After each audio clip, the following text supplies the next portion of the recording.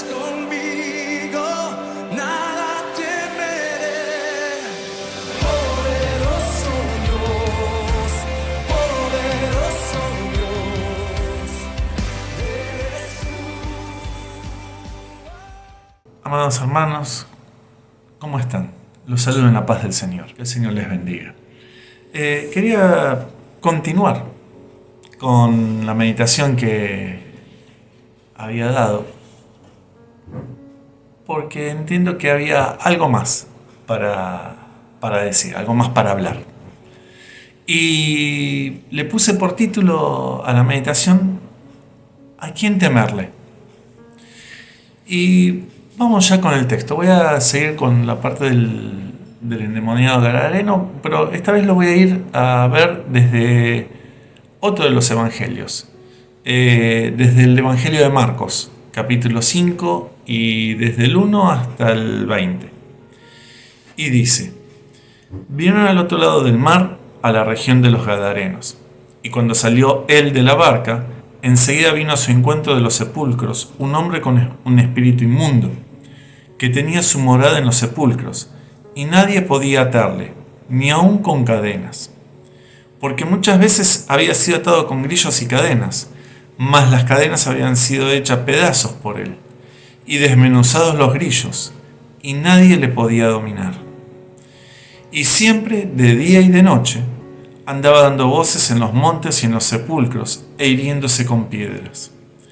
Cuando vio pues a Jesús de lejos, corrió y se arrodilló ante él, y clamando a gran voz, dijo: ¿Qué tienes conmigo, Jesús, Hijo del Dios Altísimo? Te conjuro por Dios que no me atormentes. Porque le decía: sal de este hombre, espíritu inmundo. Y le preguntó: ¿cómo te llamas? Y respondió diciendo: Legión me llamo, porque somos muchos. Y le rogaba mucho que no los enviase fuera de aquella región. Estaba allí cerca del monte un gran hato de cerdos paciendo. Y le rogaron todos los demonios, diciendo: envíanos a los cerdos para que entremos en ellos. Y luego Jesús les dio permiso. Y saliendo aquellos espíritus inmundos, entraron en los cerdos, los cuales eran como 2000, y el hato se precipitó en el mar por un despeñadero, y en el mar se ahogaron. Y los que apacentaban los cerdos huyeron, y dieron aviso en la ciudad y en los campos, y salieron a ver qué era aquello que había sucedido. Vienen a Jesús, y ven al que había sido atormentado del demonio y que había tenido la legión, sentado, vestido, y en su juicio cabal. Y tuvieron miedo. Y les contaron los que lo habían visto cómo le había acontecido al que había tenido el demonio y lo de los cerdos. Y comenzaron a rogarle que se fuera de sus contornos. Al entrar él en la barca, al que había estado endemoniado, le rogaba que le dejase estar con él. Mas Jesús no se lo permitió, sino que le dijo: vete a tu casa, a los tuyos, y cuéntales cuán grandes cosas el Señor ha hecho contigo, y cómo ha tenido misericordia de ti. Y se fue y comenzó a publicar en Decápolis cuán grandes cosas había hecho Jesús con él, y todos se maravillaban. Hasta aquí. Leía el texto y me llamaban, volviendo a leer este texto en el Evangelio de Marcos, hay varias cosas que se destacan y que comparten con el Evangelio de Lucas. Una de las cosas que acá aclara en este Evangelio es que dice que la cantidad de los cerdos, el hato en sí, eran como 2000. Leyendo un poco y buscando un poco el tema de lo que es una legión, entendiendo que por ahí hacían referencia a una legión romana, encontré esta definición que dice: del latín legio, derivado de legere, recoger, juntar, seleccionar. Era la unidad militar de infantería básica de la antigua Roma. Un total de entre 6.000 y 6.300 efectivos, según nos cuenta Tito Livio, que Tito Livio era un historiador contemporáneo de Jesús que vivió entre los años 59 a.C. al 17 después de Cristo.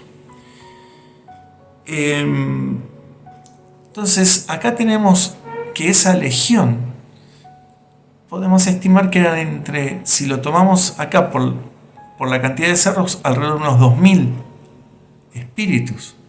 Si lo tomamos por la definición de lo que era una legión romana, alrededor de 6000. O sea, una enorme cantidad, cualquiera sea de las dos, una enorme cantidad de espíritus habitando dentro de un hombre. Y el detalle en esto, lo interesante en esto es que dice en el versículo 10, y le rogaba mucho que no los enviase fuera de aquella región. Y en el 12, y le rogaron todos los demonios, diciendo, envíanos a los cerdos para que entremos en ellos. Esa legión de muchísimos demonios, ya decimos entre 2000 o 6000, le rogaban todos al Señor que no los echase, que no los mandase al abismo, que los dejase ir a ese hato de cerros. Y acá el detalle, fíjense, dice en el 13, y luego Jesús les dio permiso. O sea que aún esa legión entera de demonios tuvo que agarrar e ir y pedirle permiso al Señor para hacer algo. Le tuvo que pedir permiso, le rogaban y el Señor les dio el permiso. O sea que realmente nada escapa a lo que es del Señor. Él tiene la autoridad sobre todas las cosas. Pero acá también en esto vemos una actitud interesante respecto de la gente que estaba en esa ciudad. Acá dice Decápolis, acá habla de la región de Gadara. Dice que lo normal, lo aceptable, a lo que estaban acostumbrados, era que este hombre, este pobre hombre, anduviese siempre de día y de noche, andaba dando voces en los montes y en los sepulcros e hiriéndose con piedras. Lo aceptable era que su morada fuese en los sepulcros y que nadie podía atarle ni aun con cadenas, porque cuando lo habían intentado atarlo con grillos y cadenas, las cadenas habían sido hechas pedazos por él y desmenuzados los grillos, y nadie le podía dominar.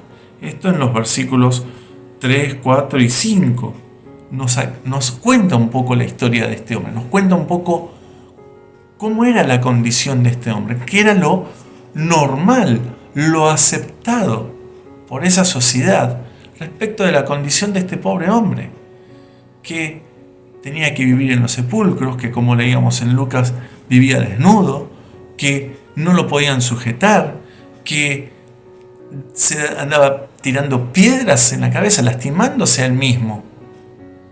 Y eso era lo normal, eso estaba aceptado.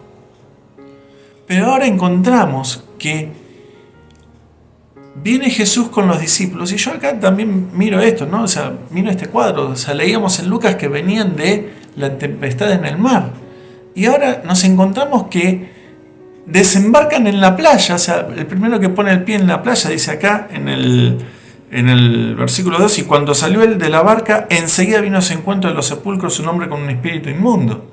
O sea, habían pasado la tempestad, llegan a la playa, y no es que van a tener un día soleado, no es que van a tener un momento de tranquilidad, no, ahí está recibiéndoles esta persona con el espíritu inmundo, con esta legión en realidad de espíritus inmundos. Y yo me pregunto cuál sería la sensación de los discípulos del Señor en ese momento. Acabamos de atravesar una tempestad, llegamos al otro lado, nos recibe esto.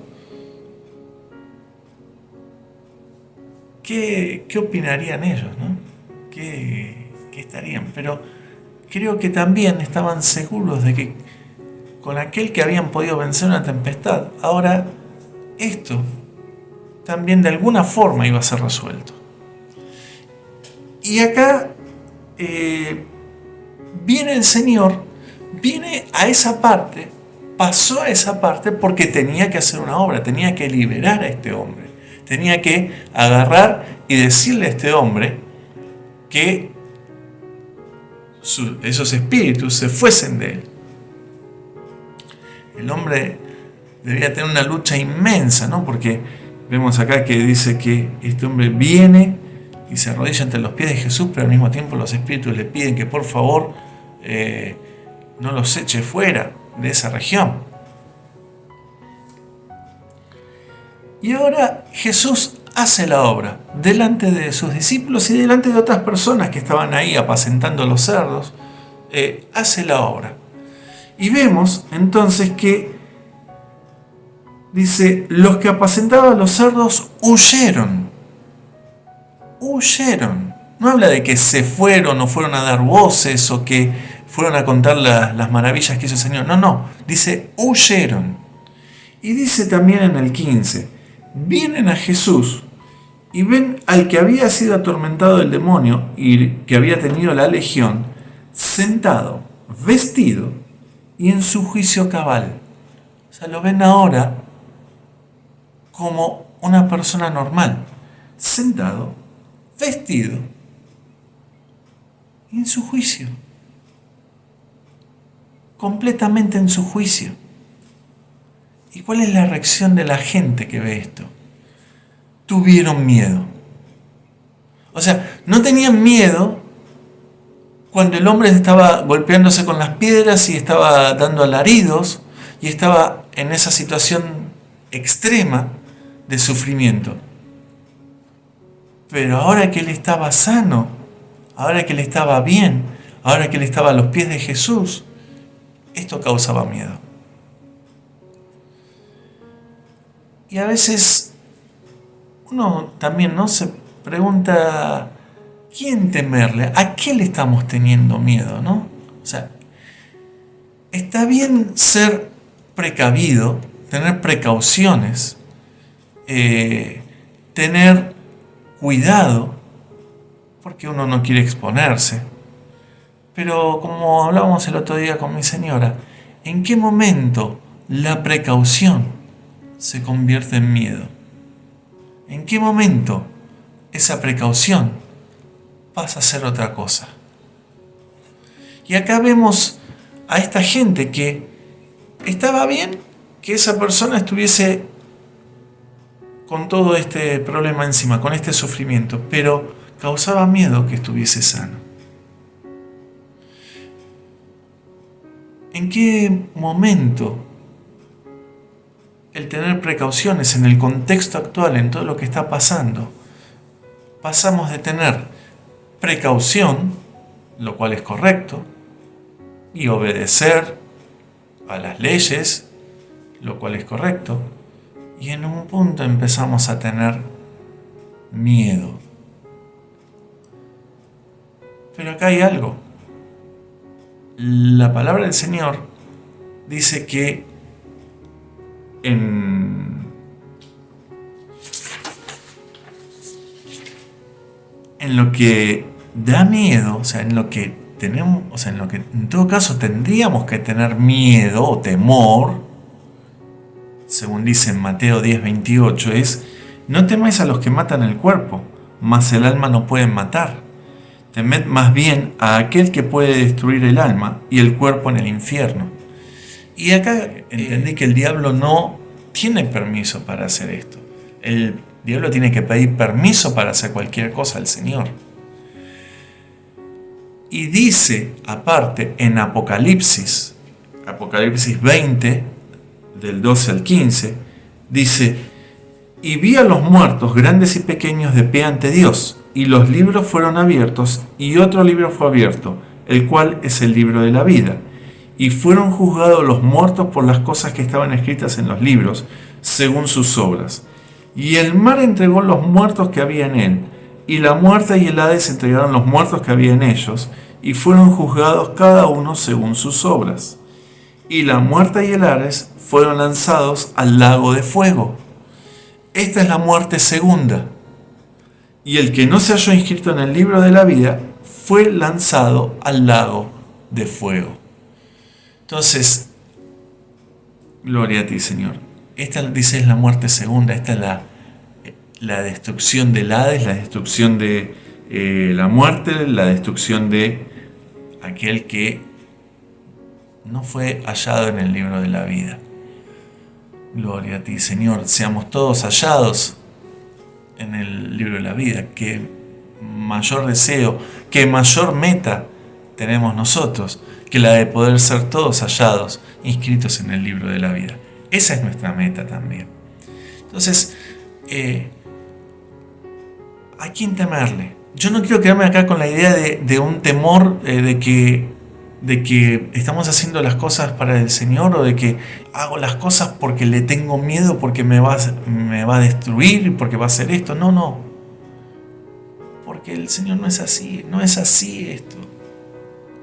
Porque acá tengo que recordar lo que habíamos hablado en la meditación anterior, que temor en el Señor significa, el temor de Jehová es una expresión del Antiguo Testamento que significa confianza reverencial e incluye aborrecer el mal.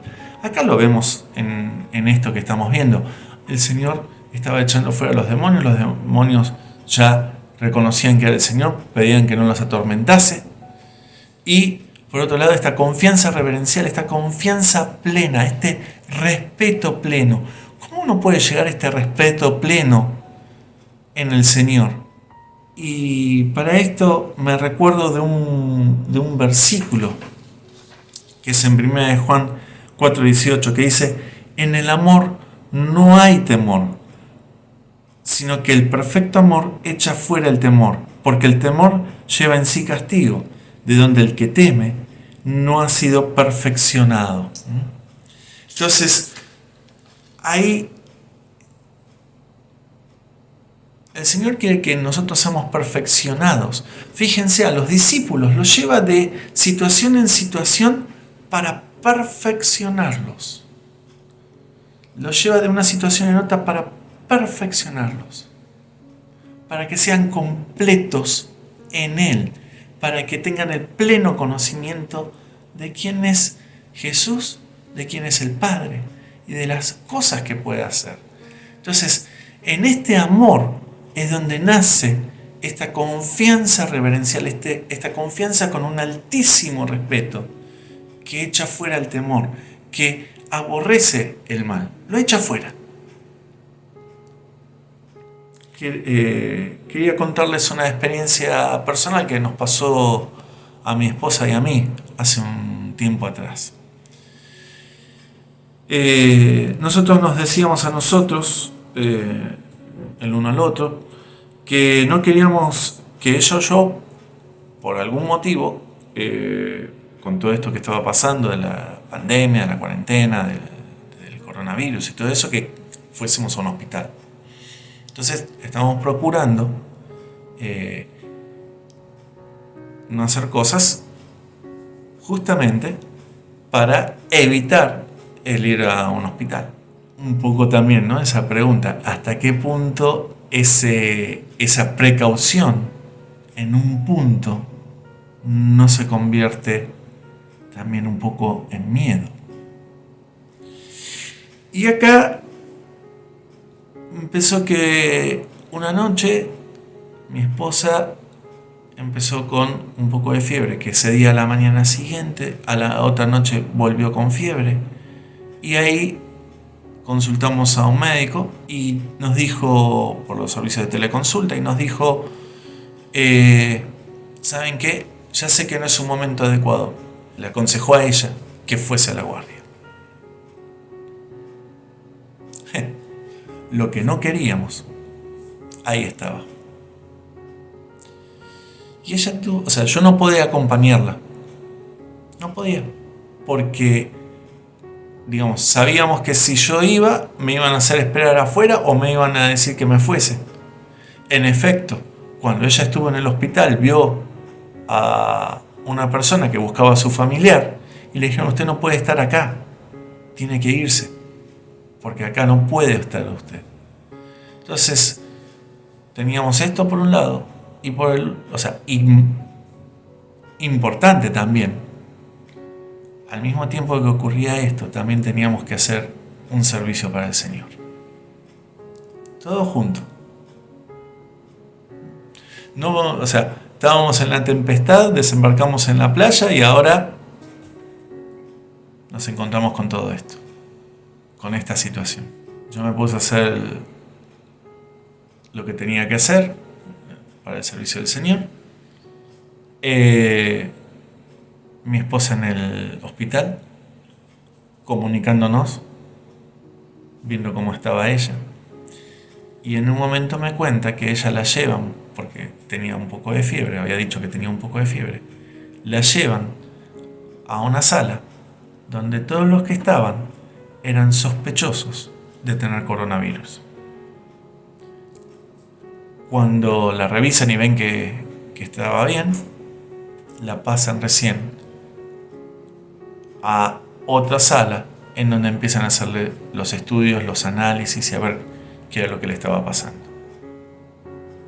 Ahí le hicieron una serie de estudios, vieron algunas cosas. Pasó prácticamente desde las 5 de la tarde hasta las 5 o 6 de la mañana del día siguiente.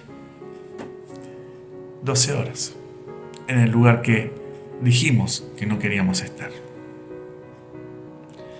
Y aquí es donde se cumple esto.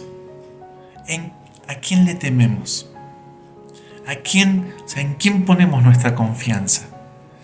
¿A quién tenemos este temor reverencial? Porque ella estaba sospechada de que tenía coronavirus. Estuvieron haciendo todos los estudios y todo, y después la pasaron a la otra sala. Y en la otra sala le siguen haciendo otro tipo de estudios, incluso de dengue y de otras cosas, por los síntomas. Pero ella sabía que el Señor la guardaba.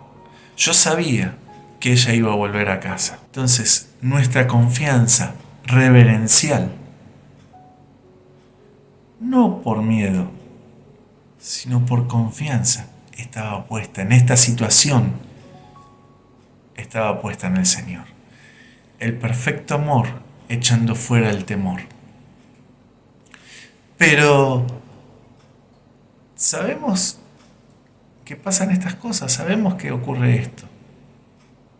Volvió, estaba sana, no tenía ningún síntoma, desaparecieron los síntomas. Gloria a Dios, está sana en esto, estando ahí, en medio de esa situación, en medio de ese lugar que puede dar miedo. Pero sabemos que tenemos a un Cristo grande de poder. Tenemos a nuestro Señor, que Él tiene dominio sobre todas las cosas. Los demonios le tienen que pedir permiso a Él para moverse. ¿A quién le tenemos miedo? ¿A quién le tememos? Quería compartir esto con ustedes y quería desearles en la paz del Señor que su confianza la depositen en Él, que Él es el que puede ayudarnos a atravesar las tempestades, los problemas, las dificultades, aun cuando desembarquemos en esa playa y nos encontremos con nuevas dificultades que parecen peores que las anteriores. Él está ahí con nosotros. Él es el que está ahí. Él es el que está ahí velando, cuidando, guiando. Él es el que nos ayuda. Él es el que nos muestra cómo este perfecto amor echa fuera esos temores. Él es Cristo Jesús. Él tiene el poder sobre todas las cosas. A Él debemos confiarle. A Él, en todo caso, debemos tenerle este respeto reverencial, esta confianza reverencial. Los saludo con la paz del Señor y les recuerdo que los días martes y jueves a las 19 horas estamos dando las meditaciones y que los domingos a las 11 está la predicación de nuestro pastor Nicolás. Que el Señor los bendiga y hasta la próxima. Amigo, amiga, si has escuchado el mensaje de hoy, quiero decirte y quiero animarte de que quizás tú no tienes a Jesucristo en tu corazón, pero quiero decirte que hay una oportunidad. Hoy es una oportunidad y seguramente Dios ha hablado a tu corazón. Así que yo te animo en este momento, hoy, no mañana, no hay que esperar. Entonces te animo hoy que tú puedas venir a los pies de Cristo. Quiero decirte que tú puedes llegar a la presencia de Dios, pedirle perdón al Señor con una sencilla y humilde oración delante de la presencia de Dios. Yo voy a orar por ti, amigo, amiga, donde tú estés, y voy a orar por ti para que Cristo entre en tu corazón. Tú tienes que abrirle el corazón, tú tienes que decirle: Señor, entra en mi corazón. Y entonces el Señor, cuando tú le permitas entrar en tu corazón, va a limpiarte, va a borrar tus pecados y te hará una nueva criatura y un hijo de Dios. Así que quiero que ores conmigo una sencilla oración. Señor Jesús, te doy gracias. Repite conmigo esta oración. Señor Jesús, te doy gracias. He escuchado tu palabra, Señor, y entiendo y comprendo de que yo necesito de Cristo. Por lo tanto, hoy, en este mismo momento, Señor, abro mi corazón para que tú entres y que tú me perdones todos mis pecados. Me arrepiento de todos mis pecados. Perdóname, Señor, y tú me laves y me limpies con esa sangre preciosa. Dios mío, en el nombre de Jesús, en el nombre de Jesús, te doy gracias porque has hecho de que yo hoy pueda ser un hijo tuyo. Gracias, Señor, te doy en el nombre de Jesús. Muy bien, esta oración la hiciste tú. En este momento yo voy a orar por ti. Señor Jesús, mira a ese hombre, mira a esa mujer que en este día tú has obrado en ellos, en el corazón de ellos, han sido abiertos, Señor, y el poder de tu Espíritu Santo ha obrado en él, Señor amado, para que en él o en ella, Señor, para que a partir de hoy pueda caminar tomado de tu mano, como hijo e hija tuya. En el nombre de Jesús, recíbelo, anótalo en el libro de la vida, Señor. En el nombre de Jesús. Amén.